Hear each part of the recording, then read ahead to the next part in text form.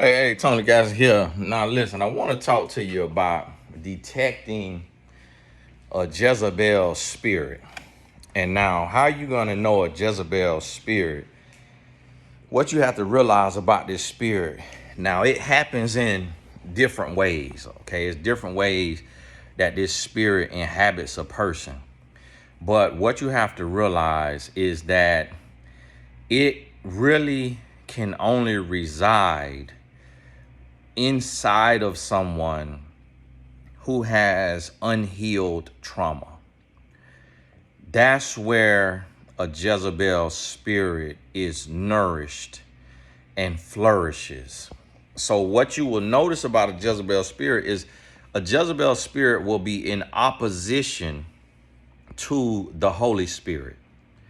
So, when someone is living a righteous lifestyle, meaning that they are seeking the face of God and they want to live pure and they want to live holy, they want to live righteous, and they want to be in right standing with God, that is going to greatly offend and trigger and alarm a Jezebel spirit.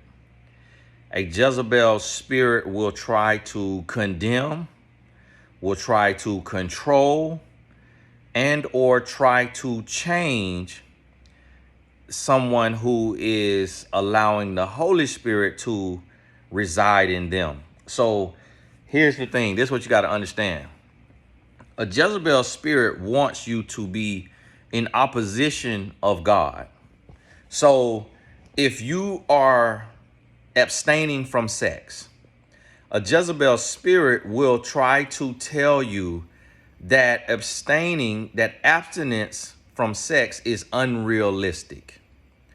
If you're abstaining from masturbation, a Jezebel spirit will tell you that masturbation is beneficial to you and that it helps you in these health ways. If you are walking righteously, living right, a Jezebel spirit will tell you that you're being judgmental, that you're being condescending, that you are being arrogant because of how you're walking and you're living. A Jezebel spirit wants to bring you out of character. It wants to devour you. It wants to get you out of your element, get you out of your walk, and get you into another mentality. That's what a Jezebel spirit wants to do. So what you have to realize is that what happens with this spirit is it goes from person to person. And what we really see today, the Jezebel spirits that we see in men and women, a lot of it comes from, most of the time it comes from at childhood when someone was touched and then that unleashed that demon. It opened up that portal to where now the person doesn't understand good touch and bad touch. And then it has the person start to seek the bad touch. And the bad touch becomes a good touch. And then an addiction to the touch, to the feeling, to the release is formed. And then this goes into adulthood. But now this person who has been touched, if they don't identify it as a bad touch and then go and start to do the work and do the healing, then what happens is they will start to be used by that Jezebel spirit, and they want to go and devour others. So I remember a woman came to me and she said that and this was a married woman with a child, she said that she is attracted to powerful men. And what her goal was is to get powerful men of God to have sex with her. And she tried to have sex with me. And she told me that she had had sex with her pastor, who was married with 4 kids. And so she had had sex with him. So she had conquered him and then fired him and came to me and hired me. And then I had to fire her when she, and this how the Jezebel spirit is the Jezebel spirit is so strong, it's so powerful, it's so seductive that she literally thought that she could tell me what her goal was or what her plan was, and that I would go along with it. Because once again, she assumed that a man cannot walk righteously, that a man cannot live holy, because her history had shown her that every man she tried, she succeeded.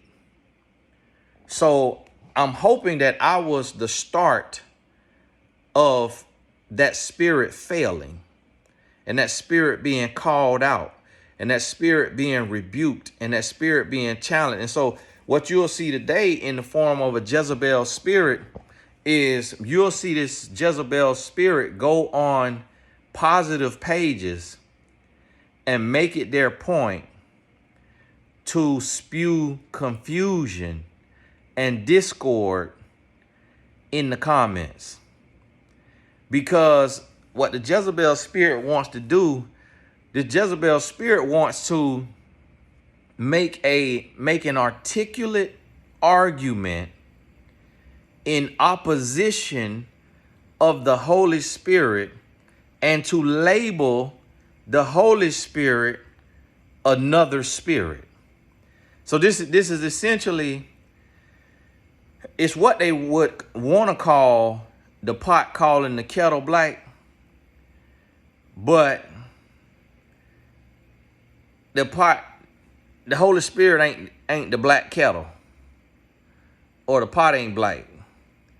So it's the Jezebel spirit trying to call the Holy Spirit a demonic spirit. So a Jezebel spirit will take and call men and women who are living right and doing right and healing and growing. A Jezebel spirit will call those men and women narcissists, and will create an articulate argument to try to narcissize the Holy Spirit in somebody. And because of the strong confidence that comes with the knowledge of the Lord, the confidence that allows you to walk boldly and uprightly, that Jezebel spirit will call that a narcissistic spirit. Misuse the term. But what it does is it causes confusion.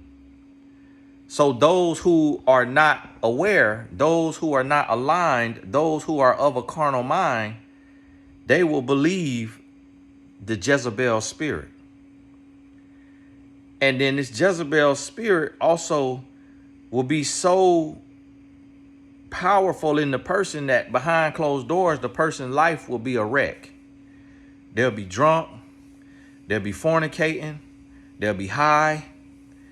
They'll be doing all kind of stuff trying to numb the pain of that Jezebel spirit, not realizing that the Holy Spirit is the only spirit that can cast out the Jezebel spirit.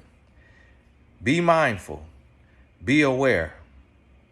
I could do this another 50 minutes, but I'm going to keep it right here and let your spirit give you the rest. And you can share that in the comments if you like.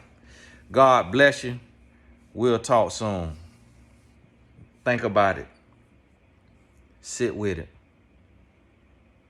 Process it. Pray on it. Then look around. Pay attention. You'll be able to identify the Jezebel spirit.